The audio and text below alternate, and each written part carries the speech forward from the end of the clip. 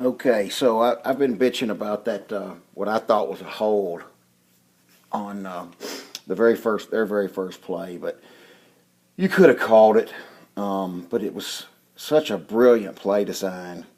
It's kind of like in baseball when they turn a double play and the shortstop just kind of, he never touches second base, he just kind of drags his foot over the top of it, and sometimes they miss it.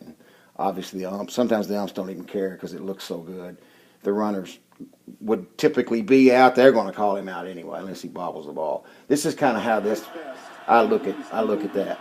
So what you're going to see is you see the confusion. They run the guy on late. Butch was bitching about that. Okay, and I don't typically like to break down plays on video from a TV view. The coaches typically use the end zone view, and we'll see that in just a second. But what you're going to see is flow going this way by their guys. Brilliant play design. Bad angles here. Our safeties take bad angles. Our nickel, I'm just assuming Coleman was supposed to be watching whoever's in motion. I could be wrong about that. But the worst thing about this play were the angles. At least we could have stayed. It was going to go for some yards. Didn't have to be a touchdown. So we'll get it started. Now, I was always taught that the linebackers were supposed to take a step up and not right or left. That way it gives you a split second to read the flow and you don't sell out and take yourself out of the play. And that's kind of what happens right here. So you'll watch everybody when they sell it. I mean, the brilliant play design.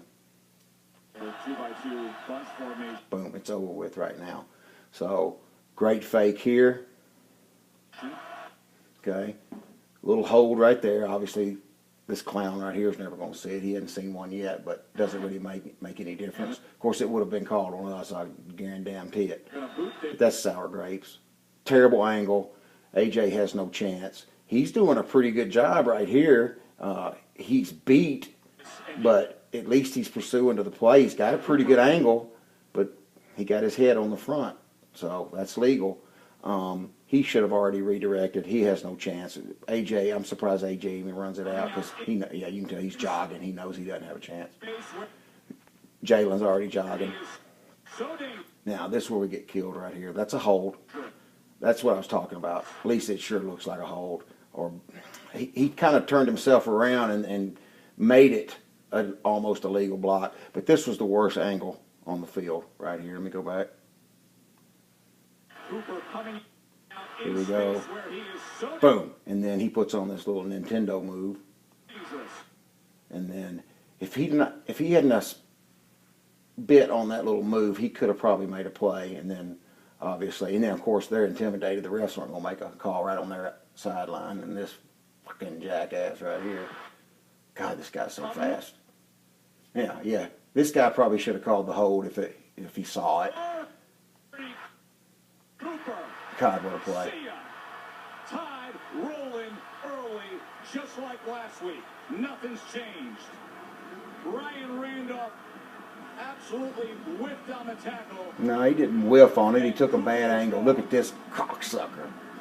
80-yard touchdown. I was hoping somebody was going to accidentally, on purpose, drill him on the sidelines, right in the chin.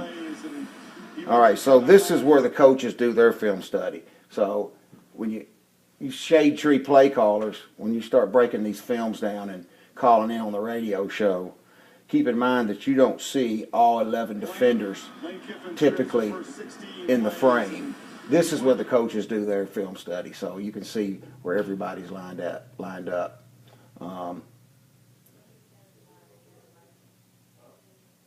1, 2, 3 technique, 5 technique. They don't have any. They don't have any bearing on this play. It's these two guys right here take bad angles, but they would have never made the play either. Boom! They sold it so good. God, this is brilliant play calling, brilliant play design. Kiffin's probably been dreaming this up for a year. Now, let's go back right here. Let's watch our safety. Who is that? Is that McNeil, 33? No, that's Randolph. See, he bought it. I mean, he wasn't even looking at the initial flow of the play. because they were still mixed up by the last guy running on. This guy ran Williams out of the play, trying to, sell him the pass. Good block. There's that block there, man. They are so good blocking downfield. So good. Right here. He's already got him by the arm. Hell, it looks like our guy's grabbing him. And then you'll see Randolph just hesitate, and then that's all she wrote. You can't do it with this guy. Best player in college football right here. Probably not even close. Boy, if you're a ref, what's this guy, huh?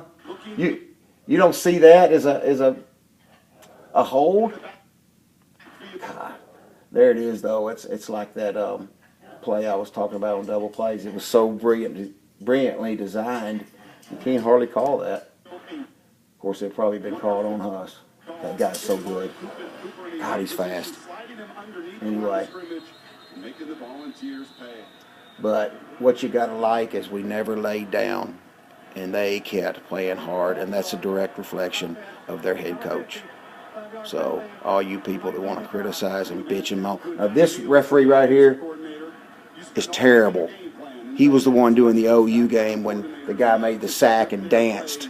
It's on game day now. It's amazing how many missed calls. It's not the bad calls, it's the missed calls that I've seen this year. But that's just sour grapes for this play. That was just brilliant play design. It sucked, but a great play. What are you going to do?